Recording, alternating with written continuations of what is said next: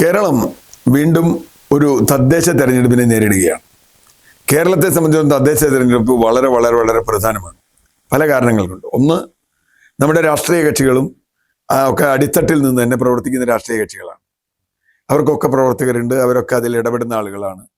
മാത്രമല്ല, ജനകീയാസൂത്രണവും അധികാര വികേന്ദ്രീകരണവും ഒരു പരിധിവരെ നന്നായി നടപ്പാക്കിയ ഒരു സംസ്ഥാനമാണ് കേരളം. UDF വന്നാലും LDF വന്നാലും അതിൽ നിന്ന് പുറകോട്ട് പോകാൻ പറ്റില്ല. അവർക്ക് ഫണ്ട് കൊടുക്കണം, അതിന് ചട്ടങ്ങൾ ഉണ്ടാക്കണം, അത് മുമ്പോട്ട് പോകണം. അപ്പോൾ ജനങ്ങൾക്ക് നേരിട്ട് സമീപിക്കാവുന്ന ഭരണകൂടം എന്നർത്ഥത്തിലാണ് ലോക്കൽ സെൽഫ് ഗവൺമെന്റ് എന്ന് തന്നെയാണ് പറയുന്നത്. ഒരു ഗവൺമെന്റാണ്. അതുകൊണ്ട് അവിടെ നടക്കുന്ന തെരഞ്ഞെടുപ്പ് ആ അർത്ഥത്തിൽ വളരെ പ്രധാനമാണ്. മറ്റൊരർത്ഥത്തിൽ അത് പ്രധാനമാണ്. കാരണം 3-4 മാസം കഴിയുമ്പോൾ നമുക്ക് നിയമസഭാ തെരഞ്ഞെടുപ്പ് വരികയാണ്. അപ്പം അതിൻ്റെ ഒരു കർട്ടൺ റൈസർ എന്ന അർത്ഥത്തിൽ, അല്ലെങ്കിൽ ഒരു സെമി ഫൈനൽ എന്നൊക്കെ പറയാവുന്ന അർത്ഥത്തിൽ ഇത് വരാം. ഇപ്പോൾ കഴിഞ്ഞ കാലങ്ങളിലൊക്കെ നിയമസഭാ തെരഞ്ഞെടുപ്പിന് തൊട്ട് മുമ്പ് തദ്ദേശ ഭരണ തെരഞ്ഞെടുപ്പ് നടക്കുമ്പോൾ അവിടെ മേൽക്കൈ കിട്ടിയിരുന്നവർ തന്നെ നിയമസഭാ തെരഞ്ഞെടുപ്പിൽ വന്നതായിട്ട് നമ്മൾ കണ്ടിട്ടുണ്ട്. അതിന് കാരണം പൊതു രാഷ്ട്രീയമായ ഒരു തരംഗം തദ്ദേശ തെരഞ്ഞെടുപ്പിലും നിയമസഭാ തെരഞ്ഞെടുപ്പിലും ഉണ്ടാവാം. ഇപ്പോൾ അതത് കാലത്ത് ഭരിക്കുന്ന ഗവൺമെന്റിനോട് അനുകൂലമായും പ്രതികൂലമായും ഉള്ള ഒരു വേവ്, അത് ഏതു പണിയാവാം. ഗവൺമെന്റ് വിരുദ്ധ വികാരമാവാം, അല്ലെങ്കിൽ ഗവൺമെന്റിന് അനുകൂലമായി ഞങ്ങൾക്ക് ഇതാ വലിയ ഗുണം ചെയ്തെന്ന ഗവൺമെന്റാണ് എന്നർത്ഥത്തിൽ അങ്ങനെ വരാം. അപ്പോൾ ഒരു സ്റ്റേറ്റ് തലത്തിൽ, സംസ്ഥാന തലത്തിൽ ഒരു തരംഗം ആർക്കെങ്കിലും അനുകൂലമായിട്ടുണ്ടെങ്കിൽ അത് ഇതിനെ ബാധിക്കുന്ന പ്രധാന ഒരു ഘടകമാണ്. അതുപോലെ കേന്ദ്ര സർക്കാരിനെതിരായിട്ടുള്ള അനുകൂലവും പ്രതികൂലവുമായിട്ടുള്ള കാര്യം. രണ്ടാമത്തെ ഘടകം, മറ്റ് രാഷ്ട്രീയത്തിനപ്പുറത്ത്, കക്ഷി രാഷ്ട്രീയത്തിനപ്പുറത്ത് ഓരോ പാർട്ടിയും ഓരോ നിർത്തുന്ന സ്ഥാനാർത്ഥികൾ, ഓരോ വാർഡിൽ നിർത്തുന്ന സ്ഥാനാർത്ഥികൾ, ആ സ്ഥാനാർത്ഥികളുടെ മഹത്വം, അവരുടെ മേന്മ, അതൊക്കെ നേരിട്ട് അറിയുന്ന ആളുകളാണ് നാട്ടിലുള്ളത്. അതുകൊണ്ട് എന്താ, ഇതിനെ ചിലപ്പോൾ ഒരുപക്ഷെ ചെറുപ്പം മുതൽ അറിയാവുന്ന ആളുകളായിരിക്കും. അതുകൊണ്ട് അവരുടെ സ്വഭാവം, അവരുടെ ജനങ്ങൾക്കിടയിലുള്ള വേര്, അവരുടെ അഴിമതി, അവരുടെ മറ്റ് രീതികൾ, സദാചാരമടക്കം ചർച്ചയാവുന്ന ഒരു സ്ഥലമാണ് തദ്ദേശ തെരഞ്ഞെടുപ്പ്. പിന്നെ പാർട്ടികൾക്കുള്ള പിന്തുണ, അവർക്ക് കിട്ടുന്ന പാർട്ടി പിന്തുണ. ചില സ്ഥലങ്ങളിലൊക്കെ ഒരു പാർട്ടിയുടെ പിന്തുണ ഇല്ലാതെ സ്വതന്ത്രമായി ജയിച്ചിട്ടുണ്ട്, ചില പ്രത്യേക സാഹചര്യത്തിൽ. അത് വേറെ അനുഭവമാണ്. അപ്പോൾ തീർച്ചയായിട്ടും പ്രാദേശികമായ നിരവധി ഘടകങ്ങൾ ഒരു തെരഞ്ഞെടുപ്പിനെ ബാധിക്കുന്നതാണ്. അവിടുത്തെ തദ്ദേശ ഭരണ സ്ഥാപനത്തിന്റെ പ്രവർത്തനം വന്നേക്കാം. മുമ്പ് ഭരിച്ചിരുന്ന ആരാണ്, ഇപ്പൊ ഭരിക്കേണ്ടത് ആരാണ് എന്ന് തീരുമാനിച്ചേക്കാം.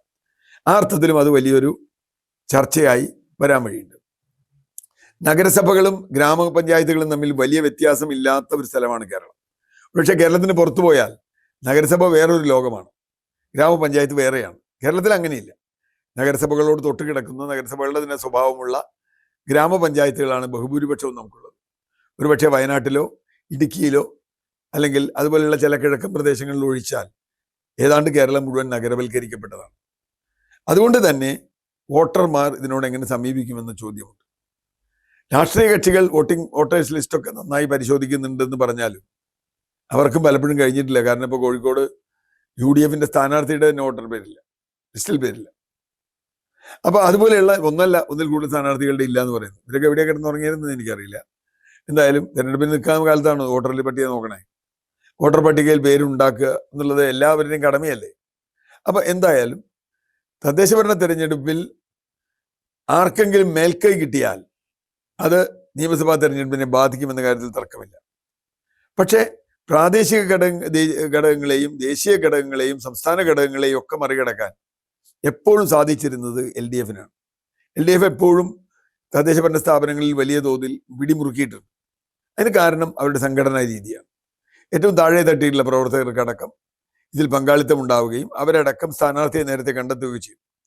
പക്ഷേ ഈ തെരഞ്ഞെടുപ്പിൽ ഒരുപക്ഷെ ചരിത്രത്തിൽ, ഞാൻ കണ്ടിട്ടുള്ള ചരിത്രത്തിൽ ആദ്യമായിട്ടാണ് UDFും കോൺഗ്രസും അവരുടെ സ്ഥാനാർത്ഥികളെ അഡ്വാൻസ് പ്രഖ്യാപിക്കുന്നത്. ഇപ്പോൾ തിരുവനന്തപുരത്താണെങ്കിലും മറ്റു പല സ്ഥലങ്ങളിലാണെങ്കിലും. അതിന് കാരണം അവരെ സംബന്ധിച്ചിടത്തോളം അവർക്ക് നൗ ഓർ നെവർ എന്ന് പറയാവുന്ന പോലെ മരിച്ചാലും വേണ്ടത് നേടണം എന്ന് പറയേണ്ട ഒരു അവസ്ഥയിലാണ്. കാരണം 2 തവണയായി അവർ പരാജയപ്പെടുന്നു.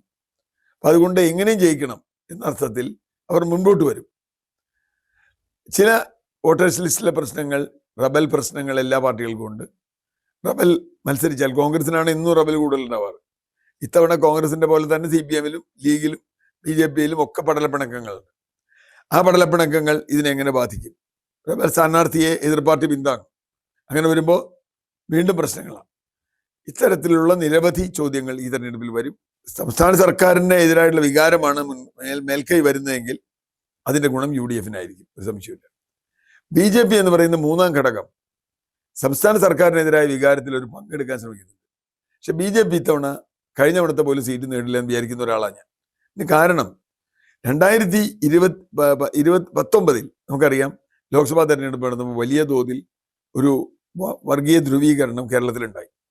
കൂടുതൽ ആളുകൾ അങ്ങനെയാണ് കോൺഗ്രസ് ജയിക്കുന്നത് ലോക്സഭാ തെരഞ്ഞെടുപ്പിൽ. പക്ഷേ അസംബ്ലി തെരഞ്ഞെടുപ്പ് വന്നപ്പോൾ ഒരു തോറ്റു. ഇവിടെയും ഈ പോളറൈസേഷൻ, വർഗീയമായ പോളറൈസേഷൻ എത്രത്തോളം കേരളത്തിൽ നടന്നിട്ടുണ്ട് എന്നതിൻ്റെ ഒരു സൂചനയാകാം BJPക്ക് കിട്ടാൻ പോണ സീറ്റുകൾ. വ്യക്തിപരമായി സീറ്റ് കിട്ടില്ല എന്നല്ല, വോട്ട് കിട്ടില്ല എന്നല്ല, പക്ഷേ അടിസ്ഥാനപരമായ രാഷ്ട്രീയം നമ്മൾ വിലയിരുത്തിയാൽ അതിന് കാരണം BJPക്ക് കേരളത്തിൽ അങ്ങനെ വളരാൻ പറ്റുന്നില്ല. CPM-ഉം BJP-യും തമ്മിലൊരു ധാരണയുണ്ട് എന്ന രീതിയിലുള്ള ഒരു ടോക്ക് മൊത്തം നടക്കുന്നുണ്ട്. അതെങ്ങനെയാണ് ഈ BJP-യെയും CPM-നെയും ബാധിക്കാൻ പോകുന്നത് എന്ന ചോദ്യമുണ്ട്.